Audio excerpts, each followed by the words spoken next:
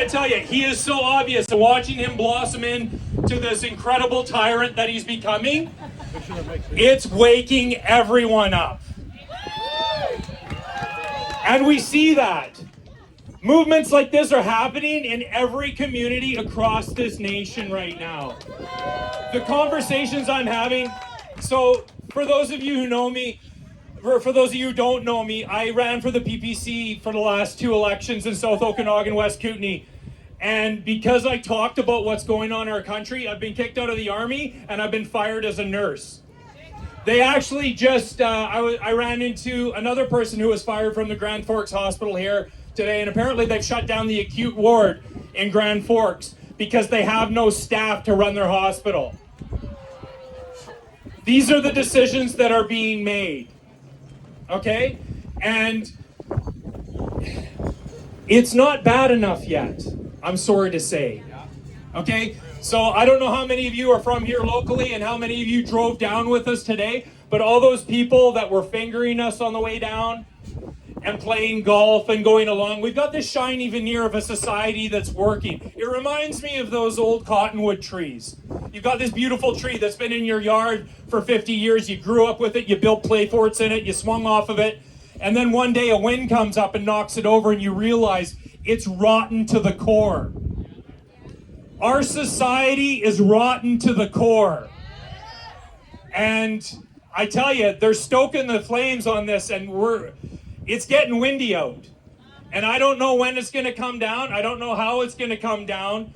But when I see groups like this, everyone's talking, we need to wake people up, we need to wake people up. There's no waking them up. Okay? We're 2.5 years into this. What are you going to say to these people that's going to convince them that they're under a spell? And they are under a spell, right? This gathering here today isn't for them. This is for us, okay? We're building community on this side of the border, on that side of the border. We're getting ready for what's coming. I'd love to be able to tell you, hey, me and the PPC and Max Bernier, we're coming to save the day. There is no one coming to save the day. They've printed too much money, and a large portion of our society has injected themselves with a poison that I think is going to have negative consequences. Okay? We don't know how this is going to play out. We're in the middle of the biggest information war in the history of our species. We're in the fog of war right now. For some reason, we've been given the eyes to see and the ears to hear. Right? What a gift.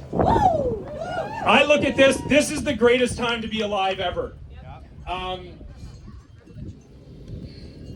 We've woken up to the fact that we're in a war that's ancient, and most of us didn't know we were in it.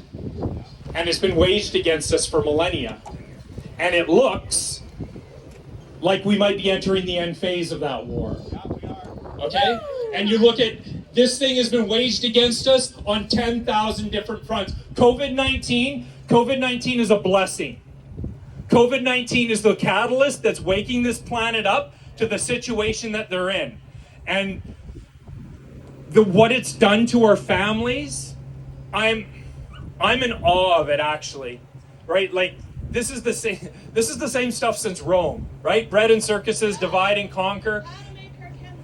Yeah, they've been driving wedges between us for so long, and they're so good at it. Here, COVID-19 is a weapon that they've developed that drives a wedge between husband and wife, parent and child, brother and sister, best friends. You have the spell or you don't have the spell. I've been running all over this country for the last 4 years screaming this shit at the top of my lungs. I haven't even been able to convince my own family. That's where we're at. So we're building a new family. And we're getting ready for what's coming. During the last election, I was running around, we're talking about food security, we're coming together. It felt more like family meetings than it felt like a political movement. I don't think politics are going to save us. I don't think lawyers are going to save us. I think we have to be all in on all those things. They play an important part. But what's going to save us is us working together and coming together and getting ready. We got some dark stuff on the horizon, okay? And the sooner we come together on this, the sooner we turn this around. The frustrating part is, this is all consent. As soon as enough people stand up and say, hey, no more, we're done with this, it's over. Unfortunately, they've got a very, very good system at, hypnotizing people. I don't know if any of you have ever been to a hypnotist show. They come and bring up 10 people on stage and you and you go sit back down, right? The spells don't work on everyone. We're the ones that the spells don't work on.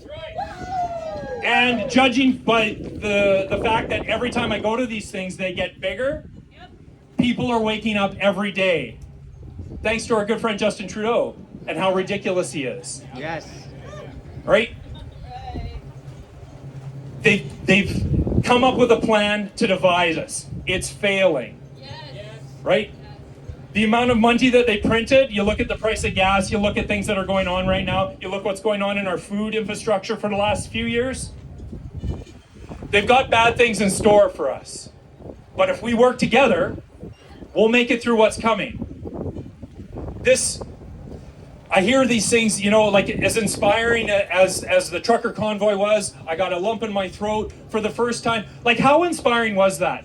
To watch a nation get off its knees after appearing so comfortable there for the last 2 years? Like, my God, that was so cool to watch, right? But what do? We went to Ottawa and we honked horns at buildings that full of people that have decided that we're not going to participate in the society anymore. I'm tired of asking for my rights. Who's talking about responsibility? Right. Right? We're here because average Joe Canadian and American have abdicated the responsibility to participate in the governing of their country. Politics is gross. It's gross by design. It's full of narcissists and sociopaths and people that are paid to do us harm. That's what keeps people like you and me out. I'm not a politician. I'm a soldier and a nurse. Well, I was until I got fired for my shark-infested mouth. But until we re-engage and do things, I don't think we're turning this around. But we start to build a new society as theirs crumbles. Because you look, the hallmarks, Babylon, Rome, Greece, we've seen all this stuff before. A lot of people think it's new. This is just a repeat that's gone on throughout history. There's some new technologies on the stage that, are throwing a few curveballs at us. We need to start working together and work on attraction rather than promotion. Because I tell you, if you get together and you're building greenhouses and you're growing excellent food and you're educating your own kids, people are going to be attracted to that and they're going to want to be a part. And as their society declines, they'll come over and join us. Right? Freedom isn't being able to go to a restaurant. Freedom is being in a place in your mind where you know that they have no leverage over you. Once you get there, what do they have to offer us? iPhone 15s, Netflix, abortion on demand, porn. Their society is rotten to the core and it's coming apart. We're going to build a new world.